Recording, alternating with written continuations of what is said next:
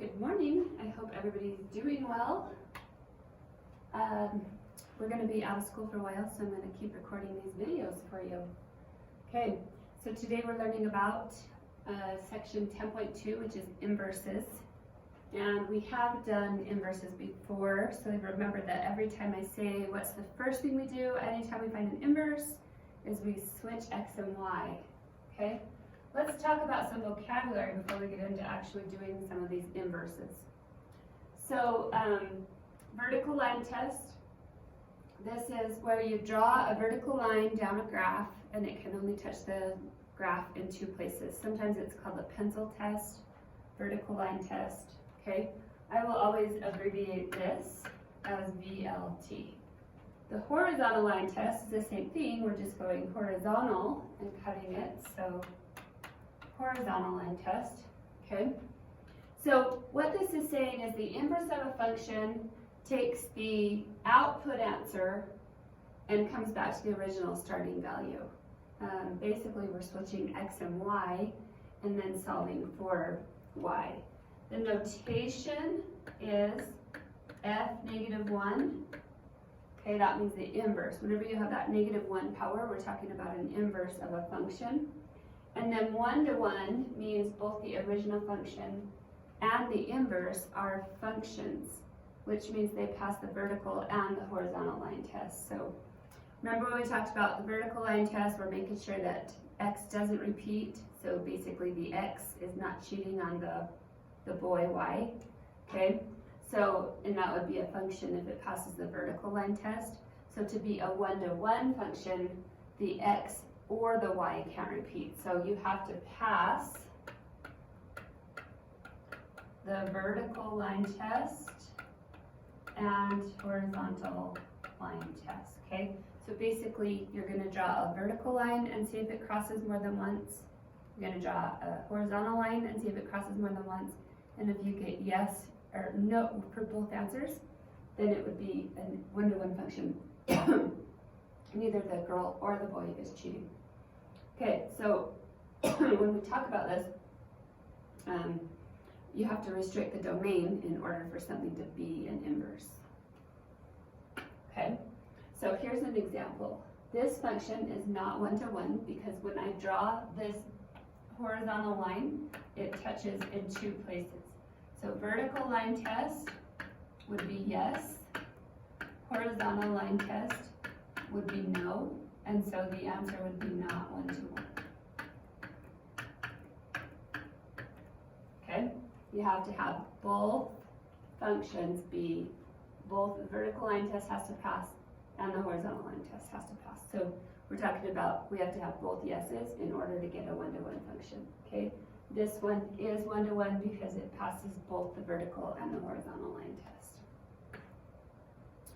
Another thing that you'll do is you'll draw a graph of an inverse.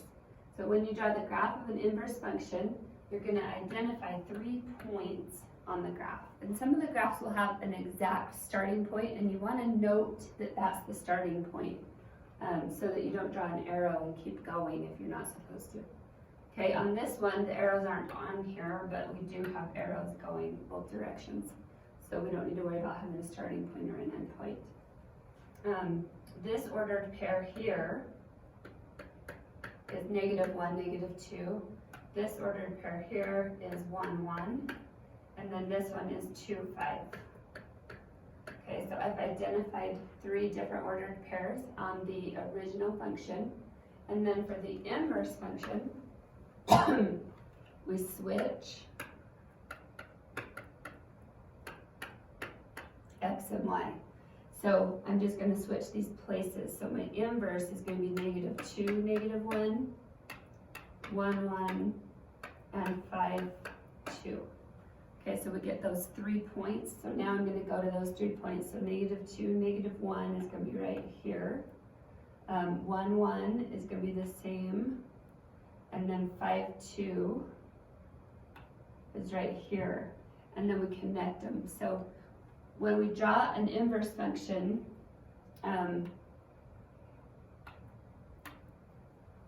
what we want to do is, let's look at this on the same graph over here, okay? So if I graph this one, -2, -1, that's right here. And then 1, 1 is right here. And then 5, 2 would be over here somewhere. Okay, so I've graphed this. And so notice that I can draw a line, y equals x, straight through the origin, okay? It would look like this. Oh, that's really bad.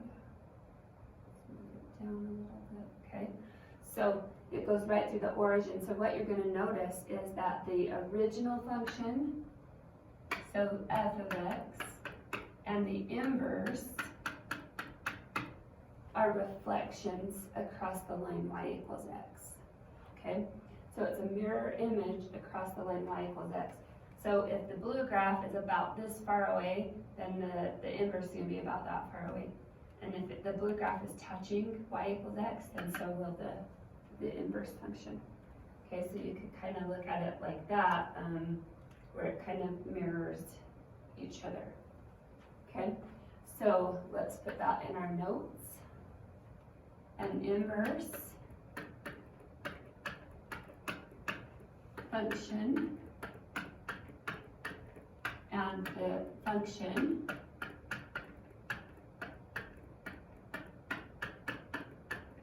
are reflections across the line.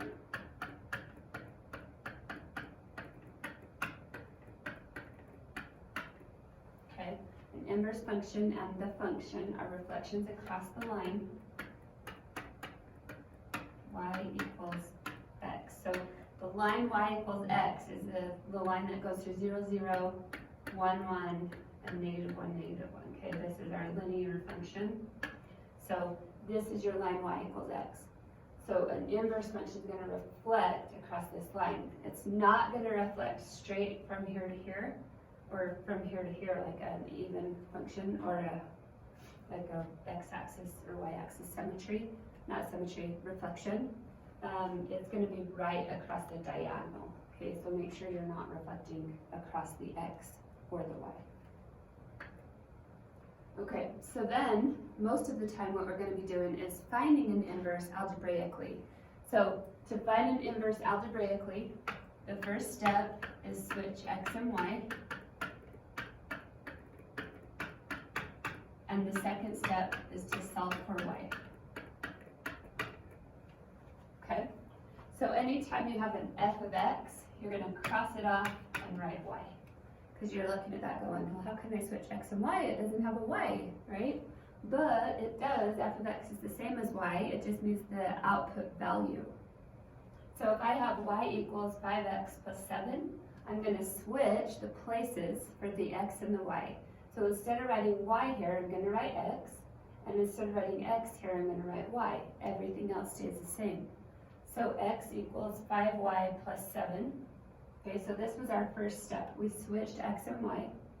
And then our second step is I need to isolate the y value. So we are going to subtract the 7 and divide by 5. Okay, and you're welcome to leave your answer like this. Or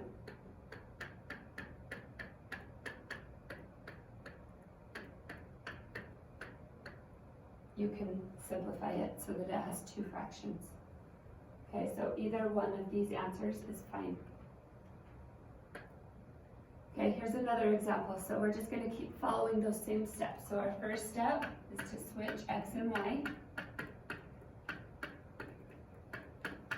Okay, cross f of x off and write y. So we're going to get x equals 1/3 y minus 8. Okay, so we did our first step. The next step is I want to isolate this y. So if I'm trying to get 1/3 y by itself, the first thing I'm going to do is add the 8 to the other side. So we get x plus 8 equals 1/3 y, and then I have this 1/3 that I need to get y by itself. So times both sides by 3, and we get 3x plus 24 equals y. Okay, once we have y isolated, we want to change our notation so that it's correct notation. So the inverse of x equals 3x plus 24. Okay, and for kicks and giggles, you could graph this on a graph and this on a graph, and you'll notice that they are mirror images across that line, y equals x. Okay, all right, number 7, or example 3. So we're going to find the inverse of this one. So again, we cross f of x off and we write y. First step, switch x and y.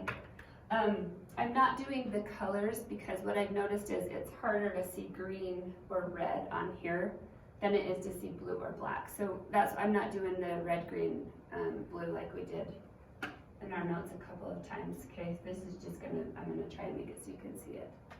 All right, so we switch x and y, so we get x equals the square root of 2y minus 3 plus 5.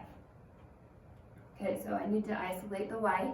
The y right now is stuck inside of this root, so I can't do anything yet until I isolate the root.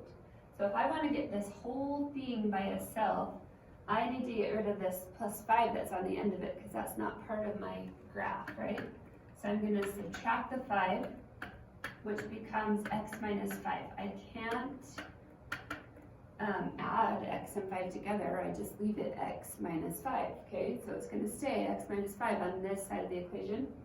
Now I've isolated the square root, so how do we get rid of a square root? That's right, we square both sides. Oh dear, just lost the board for a minute. Okay, so when I have x minus 5 squared, I want you to be really careful. Don't write x squared and then plus 25 or minus 25. This is the same thing as doing x minus 5 times x minus 5. Okay, so when I multiply this using a box, you're going to have the outie and the innie for your belly button. So negative 5x, negative 5x. You've got to get that negative 10x in the middle. So this is x squared minus 10x plus 25. Okay, and then because we did this square, the square cancels out the square root, and this part is just 2y minus 3. So I squared both sides and multiplied x minus 5 times x minus 5, and I get this. And now we're solving for y, so add the 3.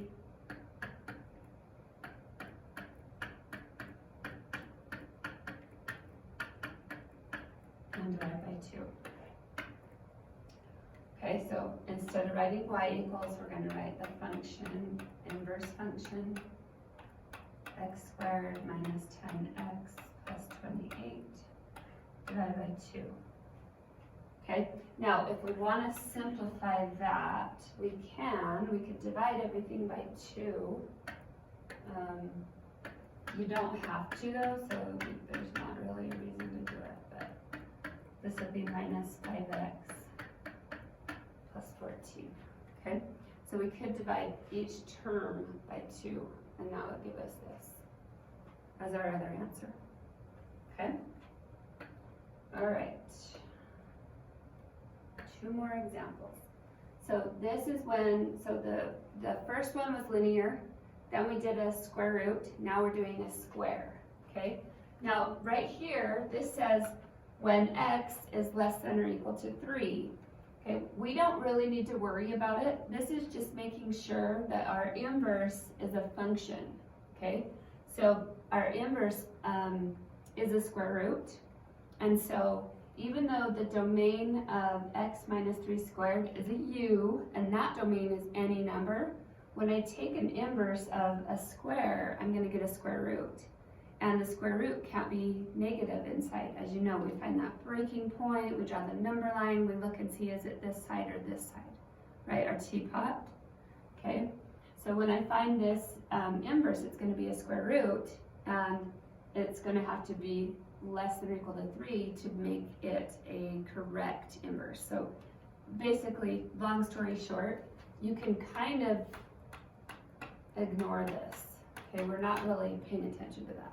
Okay, so over here we have x equals y minus 3 squared plus 4. So I'm trying to isolate my y. Since it has a square in it, I can't really touch it. So let's subtract the 4 over. So then we get x minus 4 equals y minus 3 squared. Okay, we are going to multiply this out. Okay, so I'm going to, nope, we're not going to multiply that out. Because it's going to be a lot easier to get rid of that square that way, right? So I'm not going to multiply it out. I'm going to isolate, get rid of this square. So now I have the square root of x minus 4 equals y minus 3. And then we add the 3 over to get y by itself. So y is the square root of x minus 4, and then the plus 3 is outside of the square root. So if we change that to correct notation, we get the square root of x minus 4 plus 3. Okay? All right. This is the last example. We always save the best for last, as you know. So this one is going to have multiple y's that we're going to have to get on the same side of the equation so that we can factor out a y and get y by itself. Because remember, we're trying to isolate y. So if I start off, I write x equals 4y plus 3 divided by 3y minus 1. Okay? So notice that I have a y in the numerator and a y in the denominator. And right now, there's no way to combine those together, so we need to do some algebra. So when we have a fraction like this, we're going to take this bottom part, the 3y minus 1, and we're going to multiply it by this top part, the x, which is cross multiplying, right? So I'm going to say x is going to multiply by 3y minus 1, and that equals 4y plus 3. Distribute your x to both terms. 3xy minus x equals 4y plus 3. Okay, I'm going to give you a minute to sit with that. So we had to get rid of the denominator, so we bring the denominator up and multiply by this term. Distribute. Okay, so now I notice that there's a term right here with a y in it, and a term right here with a y in it. I want to get everything with a y on one side of the equal sign, and everything that doesn't have a y on the other side. So I'm going to switch this 4y over here and add the x to the other side, okay? So we're going to subtract 4y from this side, but we're going to add x to that side, okay? So you'll notice that this is going to cancel and this is going to cancel, so we're going to have 3xy minus 4y equals x plus 3, okay? So 3xy minus 4y equals x plus 3. So now I can do a GCF, right? There's a y in both terms, and I'm trying to get y by itself, so that's kind of nice that I can put it out there by itself. So this is 3x minus 4. Okay? And now I'm solving for y, so to get y by itself, think about y is multiplied by the 3x minus 4. So how do I undo multiply? We divide, right? So I'm going to divide a 3x minus 4. So my answer is x plus 3 over 3x minus 4. Don't forget to write your function notation.